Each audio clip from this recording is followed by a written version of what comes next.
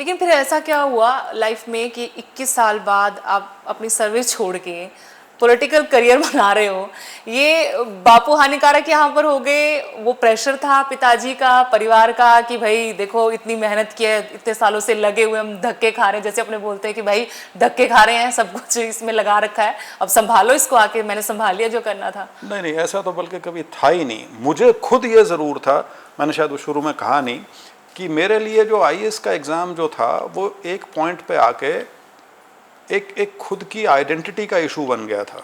अच्छा। क्योंकि मुझे ये समझ में आ गया था कि मुझे मेरे पिताजी राजनीति में इस सूरत में नहीं आने देंगे कि कुछ नहीं कर सका इसलिए कुर्ता पजामा पहन के आ जा। तो और इसमें मेरी माँ की बहुत बड़ी भूमिका रही थी।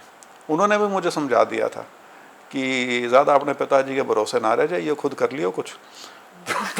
तो वो कुछ ऐसे 2-3 इंसिडेंट्स थे जिनसे मैं ट्रिगर हुआ।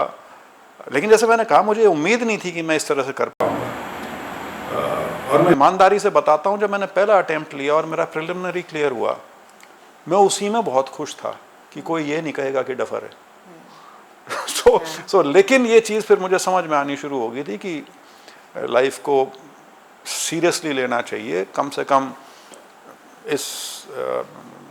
इस नाते कि यदि आपको अपना कुछ करना ही है तो सिविल सर्विस, जैसे मैंने कहा, आर्ट्स वाले के लिए ज़्यादा स्कोप नहीं होता।